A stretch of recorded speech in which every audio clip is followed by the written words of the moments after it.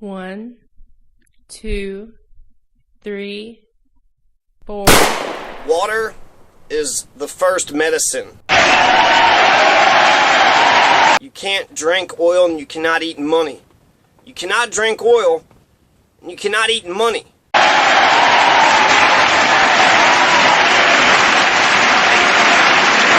So who actually stands to gain the most? Who actually will profit from the $3.8 billion Bakken, Dakota Access Black Snake Pipeline LLC that the ETP, the earth trashing parasites, are constructing out there by the Osheti-Sakowins Standing Rock Reservation near Cannonball, North Dakota? Who is putting that black crude oil pipeline through a river? Who actually gains? Who profits? Here's about 25% of the Dakota Access Pipeline LLC investors. You have the Bank of America, that which Mike MSNBC's Aleppo Man Barnacle's wife works for. The Bank of America, JP Morgan, Chase Bank, Appaloosa Bank Management, the Commonwealth of Pennsylvania, Citibank, Goldman Sachs, Wells Fargo, Harvest Fund Advisors, Oppenheimer, Tortoise Advisors, ClearBridge Advisors, and Morgan Stanley. That's 25% of the investors. Marathon and Enbridge have invested in the Bakken pipeline as well. Enbridge is a Canadian company headquartered in Calgary. Enbridge got into some trouble for buying some crap pipes from some Thailand company. Just recently, Enbridge pulled the plug on that Sandpiper pipeline in Minnesota after Marathon and Energy Transfer Partners had dropped out. Houston-based Phillips 66 became a joint venture partner owning a 25% stake in the Bakken Dakota Access LLC pipeline. Phillips 66 co-owns the Energy Transfer crude oil pipeline from Patoka to storage terminals in Nederland, Texas. It co-owns the storage terminals in Nederland, Texas, along with the Philadelphia-based Sunoco Logistics Partners. First, they came for the Keystone Pipeline, and I did not speak out because I was not a Keystone Pipeline. Then they came for the Sandpiper Pipeline, and I did not speak out because I was not a Sandpiper Pipeline. Then they came for the Bakken Dakota Access Pipeline LLC, and I cheered. Supposedly, this black crude oil snake pipeline is going to get off the foreign oil teat so we could stop all these wars of empire and oil and become energy independent. ETP, Energy Transfer Partners, promised to us that 100% of all this crude oil that's pumping through our rivers and land was to be sold here domestically in America. But Rick Perry, who's on the board of directors of the ETP now, and even though coincidentally, Kelcy Warren gave Rick Perry $6 million for his failed presidential bid, so I wonder if the two are related. But Rick Perry and ETP was able to successfully lobby Congress to get the ban on oil exports lifted just last December. So if all this Bakken Shale region black crude oil is going to be sold domestically, then why would they lift the ban on exports? Now, I call bullspit. I hate censoring myself. Bullspit, who says that? That's a bunch of bull poop. That's a bunch of bull dookie. GD, WTF. Anyways, the Bakken pipeline isn't just for domestic markets, FFS. I bet 50%, if not 75%, will be for foreign markets, like to China or Honduras. ETP, the earth trashing parasites, has a Gulf of Mexico port in Nederland, Texas. If the crude oil was going to be sold only domestically and our gas prices are going to come down, so it's going to be good for all of us, then what do all these investors have to gain? Phillips 66, Enbridge, Marathon, Bank of America, JP Morgan, Chase Bank, Appaloosa Bank Management, Commonwealth of Pennsylvania, Citibank, Goldman Sachs, Wells Fargo, Harvest Fund Advisors, Oppenheimer, Tortoise Advisors, ClearBridge Advisors, and Morgan Stanley. Why are they all investing in this? Just for our sake? For the good of the people? For the good of the American people? All these corporations, investors, big bankers, oil companies, big oil, big bank. The big banks, all of them have money invested into this project. And Kelcy Warren is pushing for this pipeline to be constructed by this year, 2016. Part of Kelcy Warren's construction plans were to start constructing before all the permits were even approved. since it's easier to ask for forgiveness than it is to get permission. And that's nice. So, do you have permission to build here? Well, no, I don't, but I'm a rich white man, a CEO of a major oil company. Why do I need permission? The government officials will soon enough bow down and kneel before me. I will bring the politicians to heel, because I'm Kelcy MF'n Warren, and I am the CEO of the ETP. So we know exactly, precisely, to a T, what corporations want. Corporations, by design, want to make as much money as humanly possible. They want to maximize their profits and pay their stockholders hefty dividends. That's their sole function.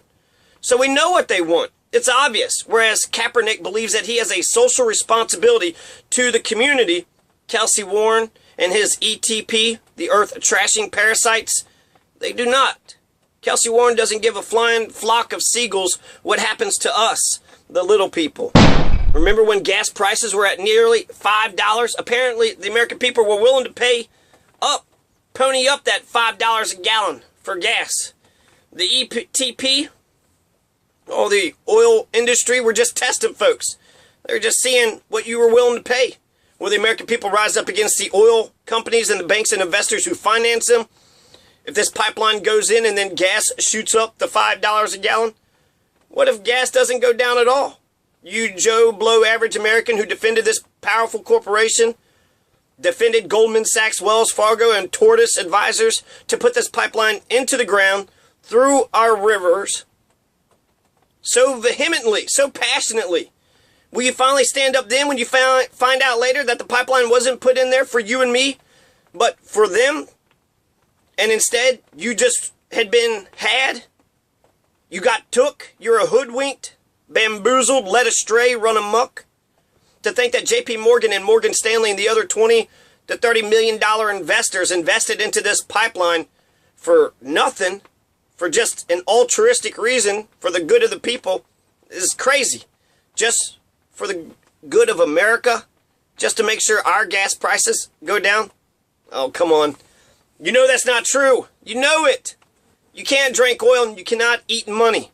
You think that Kelcy Warren, who owns 30 guitars, including a 1943 Martin D28 and a bunch of ATVs, is just like any old, aw shucks, average good old boy American out here?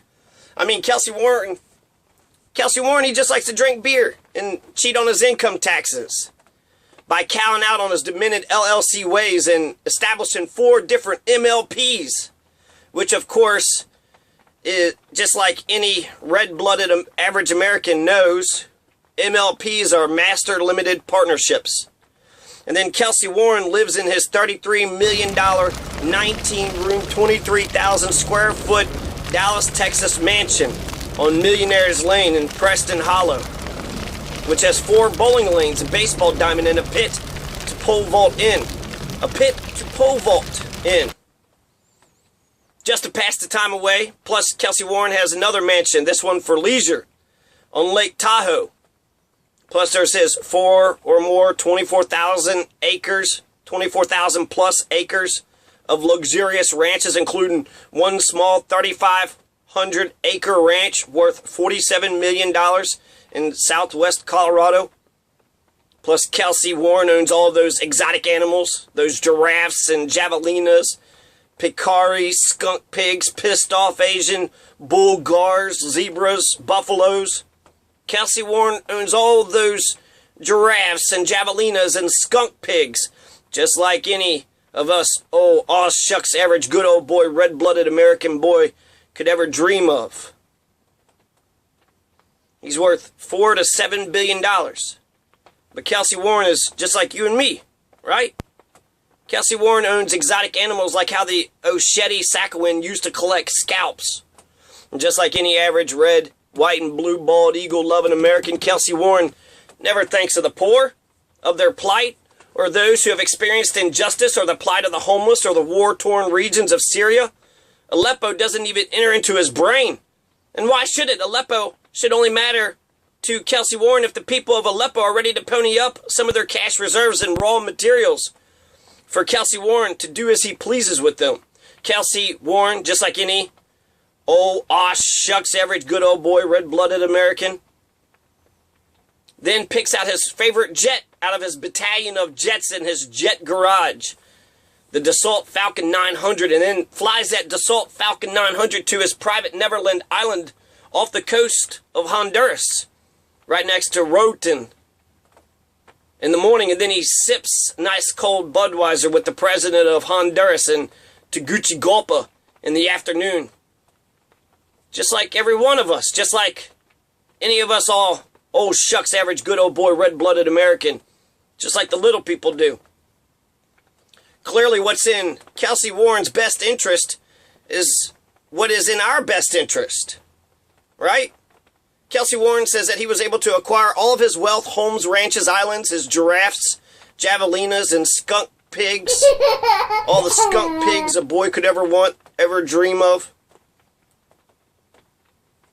And I quote, without anybody noticing. He acquired all those things without anybody ever noticing.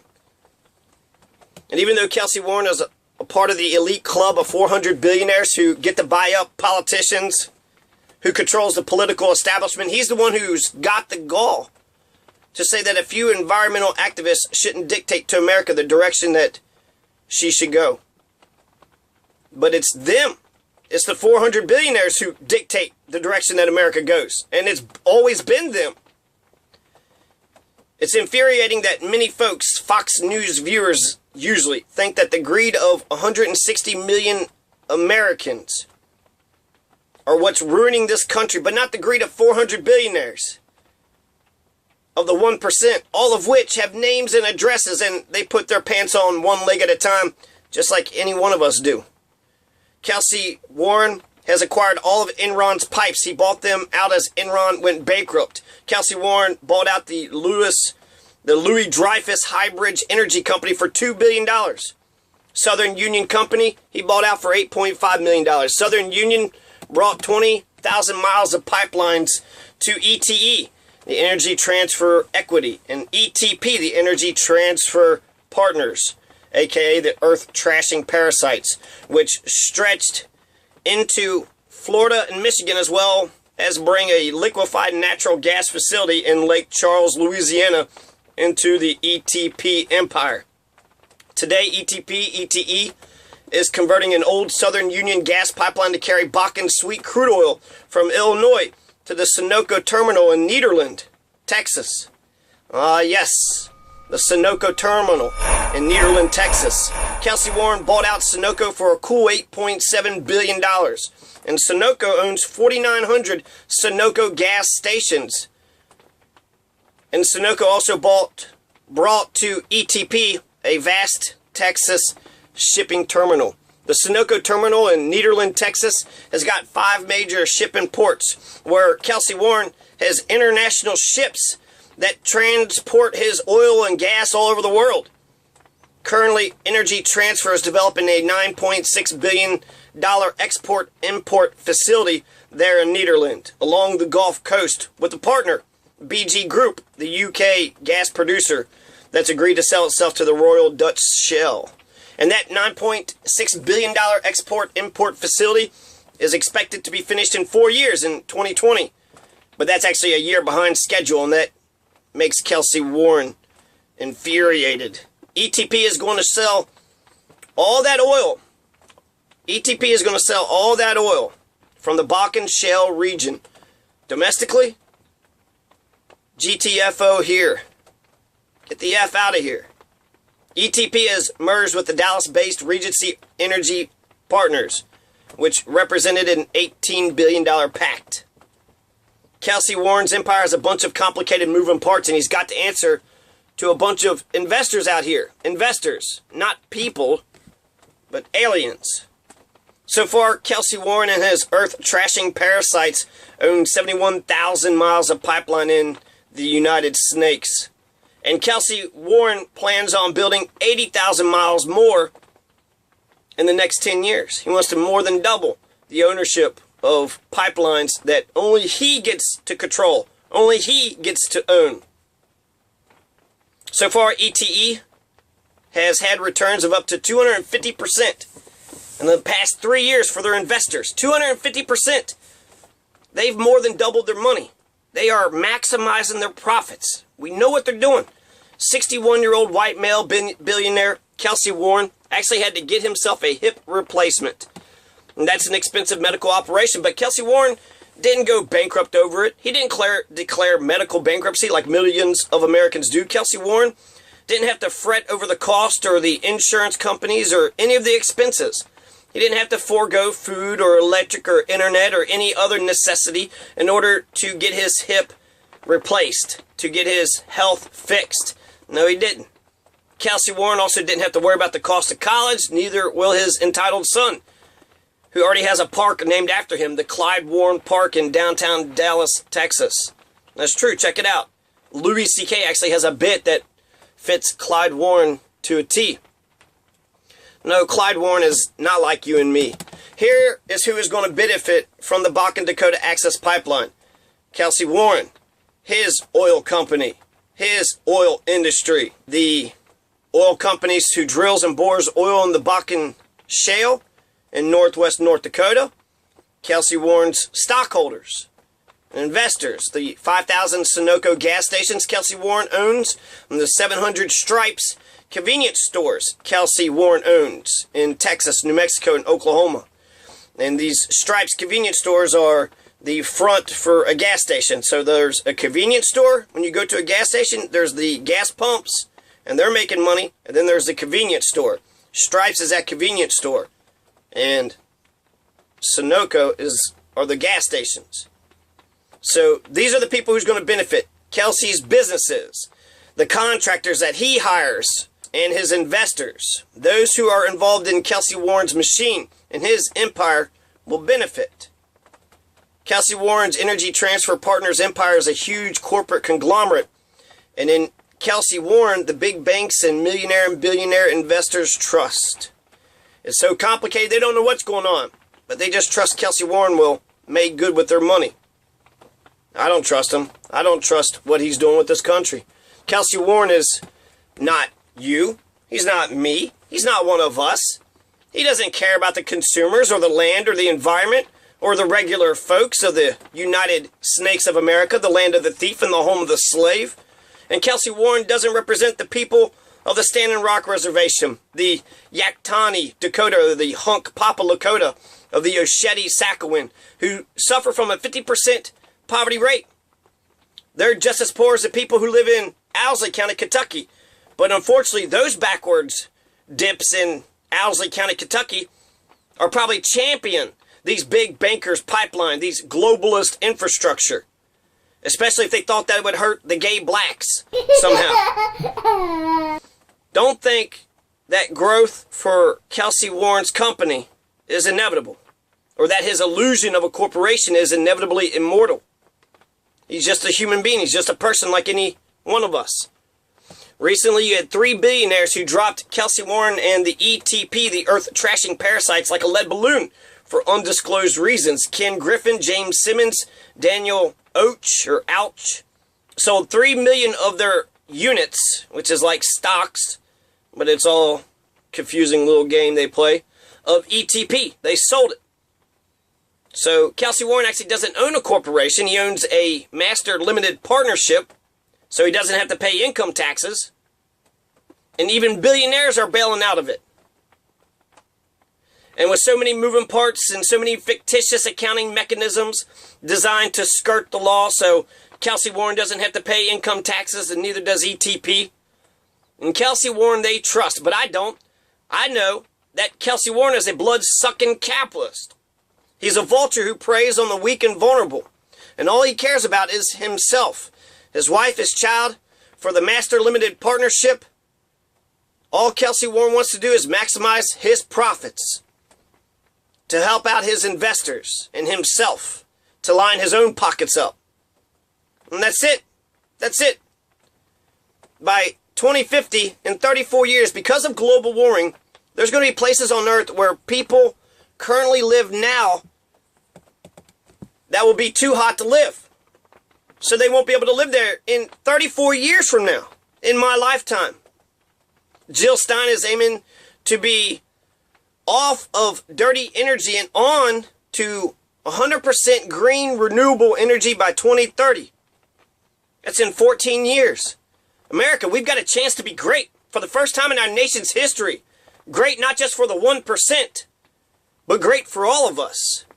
Instead of corporate growth, perhaps it's time we slow down and take a hard look at ourselves and see what are we actually doing here. Instead of corporate growth, let's fight for the growth of union solidarity. If capitalism is the answer, then we should be able to capitalize on our own labor. Let's fight for the growth of our democracy, growth of our discussions, growth of our community, growth of our relationships, grow our love for one another and love for Mother Earth. Let's do that instead. You can't drink oil and you can't eat money. Water is the first medicine. We all live under the same great big blue sky, and we're all imbued with the same great spirit. We all breathe the same air and drink the same water, and we've all been breathing that same air and same water since the beginning of space-time. I see the God that's in you. I see the God that's within you. And we're all gods in this wonderland, in this adventure. We're all made up of star stuff, and life is simple. But you got predators and exploiters and oppressors and parasites that want to make this world complicated, dirty, and ugly. So many tyrants, so many hypocrites, so many jerks, so many people suck. They really do, yet we're all humans, and life isn't complicated. Life is simple. We all need the same things. Food, water, clothing, shelter, peace, safety, dignity, love, and belonging, happiness, and freedom. Yeah, freedom, liberty. It shouldn't be so hard, so complicated, so difficult. So let's liberate each other. You and me, him, her, they, we, us. Here in the home of the thief, land of the slave. Vote for the greater good. Don't participate in evil. Don't empower evil. Don't give the tiny sliver of power. Vote for the greater good. Don't participate in evil. Don't empower evil. Don't give the tiny sliver of power that this failed democracy and these united snakes allows you to have to evil, to wickedness, or to the lesser of the two evils. If you vote for evil, then you're responsible for it and will be held to account for it. We're all part of the great human family, and we are the stewards on this earth, only but for a little while. Life is precious. Life is all we have, and this is it. This right here is it. This is all we have. Our circles end, then the next generation will carry the torch into the future. So let's plant the seed of life, the seed of solidarity, the seed of democracy, of community, love, charity, kindness, decency. Plant the seed of life and then marvel as it grows tall like a mighty oak. Jesse Williams is right. We are magic, but that doesn't mean that we're not real. We can't drink oil and we can't eat money. So let's start living for each other, for a change. Jill, baby Jill, Jill Stein forever, Jill not Hill, Jill for the win, Jill Stein 2016. Thank you for listening.